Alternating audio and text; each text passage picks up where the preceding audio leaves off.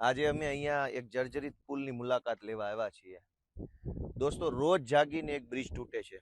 થોડાક દિવસ પહેલા ગંભીરાનો બ્રિજ તૂટ્યો, આજે માંગરોળ પાસે આવેલો બ્રિજ તૂટ્યો.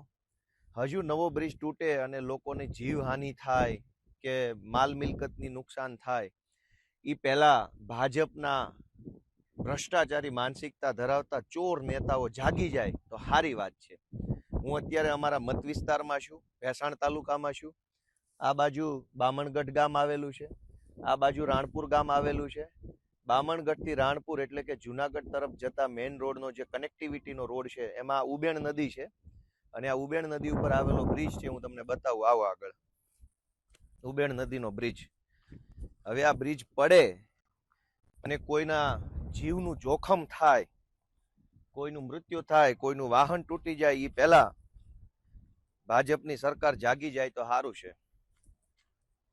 કોઈને કાંઈ પડી નથી, બધા બિંદાસ થઈને આ બાજુ આવો જરાક. આ બ્રિજ છે, આ જોઈ લો. આવી જાઓ, અહીંયા ઉભા રહેજો. આ બ્રિજ છે, આ સરિયા છે. બ્રિજ દેખાય છે, આવે છે એમાં.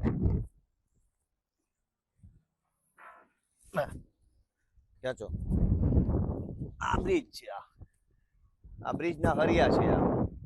હવે આ બ્રિજ તૂટી પડશે, બહુ હેઠે જતા ને માથે પડશે. આનું નક્કી નહીં. આ ભાજપના આ બ્રિજ છે, આ જોઈ લો. આ બધા હરિયા નીકળી ગયા છે. આ હરિયો નીકળી ગયો છે. નજીક આવો જરાક, હરિયા બતાવો. બધું તૂટી ફૂટીને બધું નકામું થઈ ગયું છે. હવે આ બ્રિજ કોકની માથા પર પડે છતાંય તે કોઈના પેટનું પાણી નથી હલતું.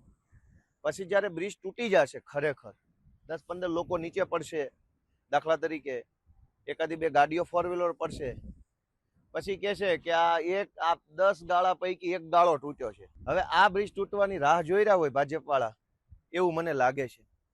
પેરિસ જેવા રોડ તો ન બનાવો તો કઈ નહીં, માણાના પેટના બ્રિજ તો બનાવો. માણસ જેવું તો કરો કમસે કમ. આ માણસનો જીવ જાય એવી વ્યવસ્થા છે અહીંયા.